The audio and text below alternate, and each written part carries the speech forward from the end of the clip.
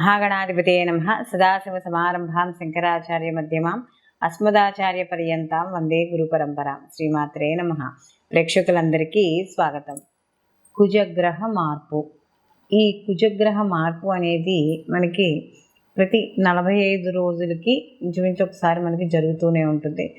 మధ్యలో కుజుడు వక్రీకరించడం, స్తంభించడం ఇలాగా మనకి జరుగుతూ ఉంటాయి. అయితే ఈ కుజుని యొక్క సంచారాన్ని అనుసరించి ఇక్కడ ద్వాదశ రాశుల వారికి శుభాశుభ ఫలితాలు అనేవి ఉంటాయి. అంటే అక్కడ కుజుడు ఉండే స్థితిని బట్టి ఏ భావంలో ఉన్నాడు, ఆ భావాధిపతి ఎవరు, ఇవన్నీ కూడా మనం లెక్కలోకి తీసుకున్న ద్వారా మనకి ఈ మిగిలిన అంటే ఈ ద్వాదశ రాశుల వారికి కూడా వాళ్ళకి ఎటువంటి పనులు చేపట్టవచ్చు, ఎటువంటి పనులు చేపట్టకూడదు, అసలు వాళ్ళకి ఉండే ఆ యొక్క కుజుని యొక్క ప్రభావం వాళ్ళ యొక్క జీవితం మీద ఆ 45 రోజుల పాటు ఎలా ఉంటుంది, ఇలా రకరకాల మార్పులు ఏం జరుగుతాయి, ఇవన్నీ కూడా మనకి తెలుసుకోవడానికి ఎక్కువ ఆస్కారం అనేది ఇక్కడ మనం గోచార పరంగా మనకి కనబడుతూ ఉంటుంది. అయితే గత కొంతకాలంగా కుజుని యొక్క సంచారం అనేది కాస్త కొంచెం అంటే కొద్దిగా ఏం జరుగుతుందో ఈ కుజ మార్పు వల్ల అనే ఒక కొద్దిగా భయం అనేది కనబడుతుంది. అంటే ఆ ఇచ్చే ఫలితాల వల్ల భయం. కారణం ఏంటంటే ఈ యొక్క కుజుడు ఇటు రవితోనూ అలాగే శని భగవానుతోనూ రాహుతోనూ కూడా కలిసి ప్రయాణం చేయడం అనేది జరుగుతోంది. కాబట్టి ఈ 3 గ్రహాలు కూడా మనకి పాపగ్రహాలు, అందులో భ్రమని కలిగించే గ్రహాలు, కాస్త కొంచెం ఇంకొకటి బద్ధకం కావచ్చు, క్రోధము. కుజుడు కూడా కొంచెం హైపర్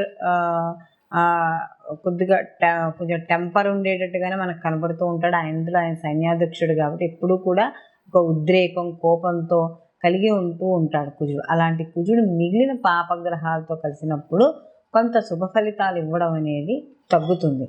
కాబట్టి అసలు నిజంగా కుజుడు ఈ యొక్క సంచారం వల్ల అంటే ఇంచుమించు ఈయన మార్చి 15 నుంచి అంటే ఈయన ఉచ్చస్థితి ఎప్పుడైతే దాటాడో, ఉచ్చస్థితిని దాటిన తర్వాత మార్చి 15 నుంచి ఏప్రిల్ 23 వరకు కూడా ఈయన శనితో కలవడం, అలాగే మళ్ళీ ఏప్రిల్ 23 నుంచి కూడా ఈయన జూన్ 1వ తారీఖు వరకు కూడా ఈయన రాహుతో కలిసి ప్రయాణం చేయడం అనేది జరుగుతుంది. కాబట్టి ఈ యొక్క 2 శనికి కుజుడికి కూడా పడదు, అలాగే రాహుకి కుజుడికి కూడా పడదు. కాబట్టి ఈ 2 గ్రహాలతో కలిసి ప్రయాణం చేయడం ద్వారా కుజుడు ఎటువంటి మార్పుల్ని, ఫలితాన్ని ఇవ్వబోతున్నాడో ఇప్పుడు మనం తెలుసుకుందాం.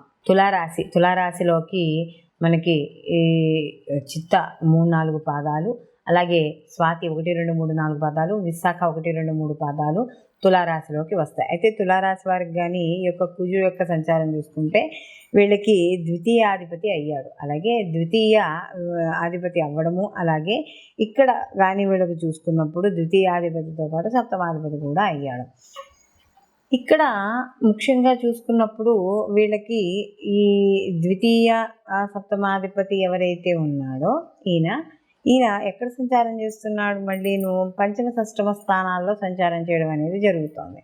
పంచమ స్థానం అనేటప్పటికి క్రియేటివిటీ రంగాల్లో ఉన్న వాళ్ళకి, అలాగే సంతాన విషయాల్లోనూ ఐవీఎఫ్లు కానీ లేకపోతే సొంతంగా ఎవరైనా దత్తత తీసుకోవాలనుకుంటున్నారో వీళ్ళందరూ కూడా కాస్త జాగ్రత్త వహిస్తూ ఉండాలి. ఒక్కోసారి గొడవలు అయ్యే అవకాశం కూడా ఉంటుంది. కాబట్టి కాస్త విరోధాలకి వాటికి గొడవలకి దూరంగా ఉండడం అనేది మంచిది.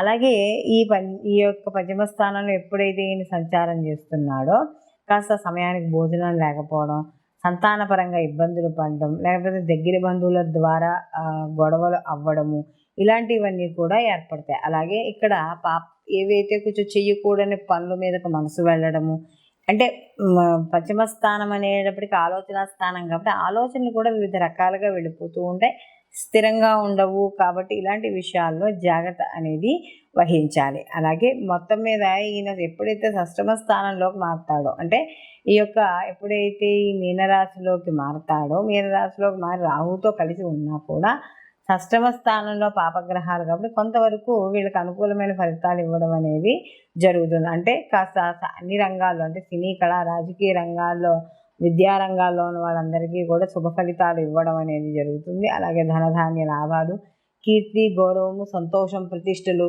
అలాగే రుణ బాధలు తీరడము, శత్రు విముక్తి, ఇలాంటివన్నీ కూడా ఈ రాశిలో కుజుడు సంచారం చేయడం వల్ల జరుగుతుంది. అయితే వీటిలో చిన్న చిన్న ఆటంకాలు కావచ్చు, లేకపోతే పని అవ్వడంలో ఆలస్యం కావచ్చు, చిన్న చిన్నగా కనపడుతూ ఉంటాయి. కారణం ఏంటంటే ఇక్కడ మనం చూసుకున్నప్పుడు ఈ యొక్క ఏదైతే రాహు ఉన్నాడో ఈ యొక్క రాహుకి కుజుడికి పడదు కాబట్టి కొంచెం బయటికి వెళ్ళేటప్పుడు, రోడ్లు దాటేటప్పుడు, వాహనాల మీద స్పీడ్గా వెళ్ళకపోవడం, ఇలాంటివి ఏవైతే ఉన్నాయో ఇవి తగ్గించుకుంటే, అంటే ఇప్పటి నుంచి ఏప్రిల్ ఇంచుమించు ఏప్రిల్ 24 నుండి 23, 24 నుండి కుజుడు రాహుతో కలుస్తాడు. అప్పటి వరకు శనితో కలిసి ఉంటాడు. కాబట్టి ఇలాంటి విషయాల్లో కాస్త జాగ్రత్త తీసుకుంటే మిగిలిన అన్ని విషయాల్లో కూడా వీళ్ళకి అనుకూలమైన ఫలితాలు పొందడం అనేది జరుగుతుంది. వీళ్ళు ఈ యొక్క తులారాశి వాళ్ళు మరిన్ని మంచి ఫలితాలు పొందడానికి ప్రతిరోజు కూడా సుబ్రహ్మణ్య కరావలంబ స్తోత్రాన్ని చదువుకుంటూ ఉండడము, అలాగే ఎర్రటి పూలతో సుబ్రహ్మణ్య ఆరాధన చేయడము, అలాగే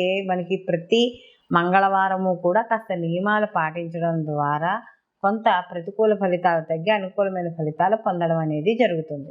మనం ఏ రాశికి సంబంధించి ఈ కుజుడు యొక్క ప్రభావం వల్ల, అంటే మిగిలిన పాపగ్రహాలతో కలవడం వల్ల ఇటువంటి ఫలితాలు వస్తున్నాయి అని చెప్పుకున్నాం. అయితే ఇక్కడ ఈ కుజుడు కూడా ఈ యొక్క జన్మ జాతకంలో కూడా, అంటే వ్యక్తిగత జాతకంలో కూడా ఇదే గ్రహాలతో కలిసి ఉంటే కొంచెం ప్రభావం అనేది ఎక్కువగా ఉంటుంది. కాబట్టి ఇలాంటి ప్రభావాన్ని తగ్గించుకోవాలన్నప్పుడు కుజుడికి సంబంధించిన స్తోత్రాలు కానీ, లేదా కుజుడికి అధిష్టాన దేవత అయిన సుబ్రహ్మణ్య ఆరాధన కానీ ఇలాంటివి చేయడం ద్వారా కొంత వీటి యొక్క తీవ్రత అనేది తగ్గుతుంది. అయితే వీటితో పాటు, అంటే ఇది గోచార ఫలితం అయినా కూడా, గోచార ఫలితంలో కూడా మనకి ఈ మంచి చెడు, అంటే మనకి ఈ యొక్క ఏవైతే ఈ గ్రహాల వల్ల మనకు వచ్చే ఇబ్బంది, అంటే ఆ యొక్క సంచారం వల్ల ఇబ్బంది ఏవైతే ఉన్నాయో ఆ ఇబ్బందులను తగ్గించుకోవడానికి మాత్రం దైవారాధన అనేది చాలా అవసరం. కాబట్టి ఈ యొక్క గోచార ఫలితాలతో పాటుగా జన్మజాతక ఫలితాలు కూడా అందరూ తప్పకుండా పరిశీలన చేసుకోవాలి.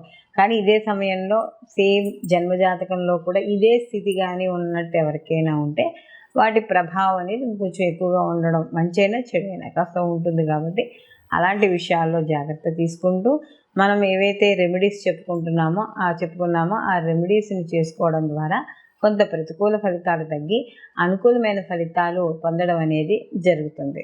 సర్వేజన సుఖినో భవంతు, లోకా సంస్థ సుఖినో భవంతు.